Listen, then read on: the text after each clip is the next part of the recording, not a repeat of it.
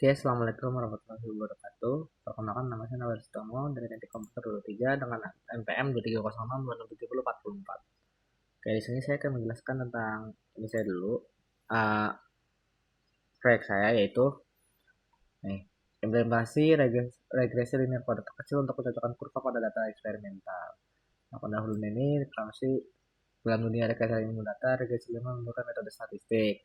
Regresi linear tidak hanya memberikan persamaan garis, tapi juga memberikan parameter penting seperti koefisien determinasi. Terus pada part 5 dari buku yang saya dapatin itu Numerical Methods for Engineers oleh S.C. Chapman, teknik square regresi digunakan untuk proses pencocokan kurva. Nah, dari studi literatur saya ini dalam bidang teknik, metode pencocokan kurva menggunakan regresi untuk memodelkan hubungan antara variabel-variabel eksperimental. Sebagai contoh, konsep pencocokan kurva digunakan untuk memodelkan fenomena teknis yang bersifat non-linear. Ini metode kuadrat terkecil rumusnya seperti ini, penjelasan data yang digunakan seperti ini, terus penjelasan metode yang digunakan seperti ini. Jadi pertama mengumpulkan data observasi, menghitung jumlah diperlukan untuk menghitung koefisien A0 dan A1. Yang ketiga menerapkan rumus kuadrat terkecil untuk menghitung nilai koefisien. Terus yang terakhir menyajikan hasil regresi linear dalam bentuk persamaan garis. Ini untuk kodenya bisa lihat dari sini. Oke, di can menggunakan studio H sebagai awalnya, terus math H untuk perhitungannya. Terus ini pertama itu ada fungsi linear regression itu buat apa? Jadi itu dibuat menghitung parameter regresi linear A0, intercept, dan A1-nya untuk pembaringan. Inputnya itu bakal ada N, terus array datanya X, terus array data variabel berikutnya Y. Outputnya A0 sebagai pointer untuk menyimpan hasil intercept sama kemiringan yang slope. Ini untuk perhitungannya kayak gini. Terus calculated kuadrat R yang kuadrat R. Terus itu menghitung koefisien determinasi sebagai indikator pencocokan model. Inputnya N itu menentukan jumlah data, X array data variabel bebas, Y terikat, A0 A1 koefisien hasil regresi linear. Terus outputnya R kuadratnya yaitu nilai koefisien determinasi. Jadi setelah kita mendapatkan A0 sama A1 di sini, kita lanjut ke calculate R square-nya. Terus fungsi prediknya itu input itu jumlah data, array data, variabel sama koefisien hasil regresi linear. Nah, seperti itu. Nah, terus prediknya itu XI yaitu Y predik. Mendapatkan Y prediknya gimana?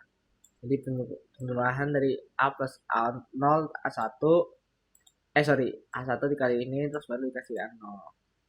Seperti ini untuk panggilannya. Oke, misalkan kita run dulu.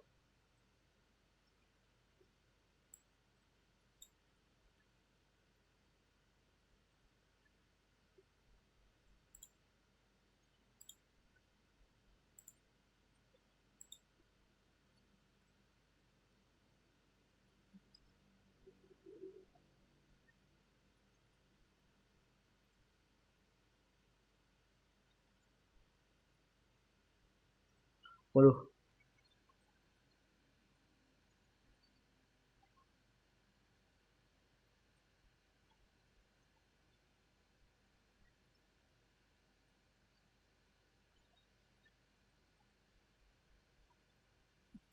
Oh,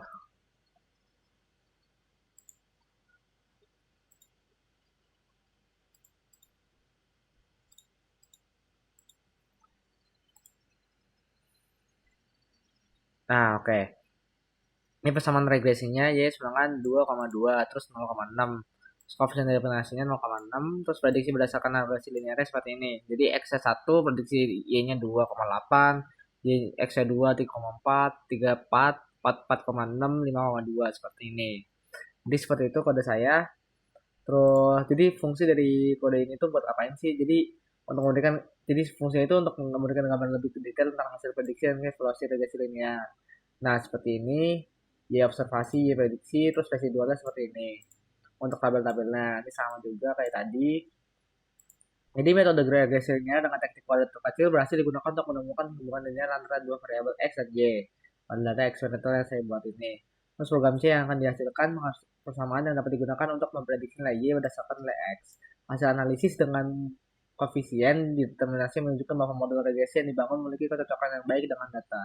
Terus ini referensinya seperti ini. Oke, sekian dari saya. Terima kasih. Maaf bila ada salah kata. Wassalamualaikum warahmatullahi wabarakatuh.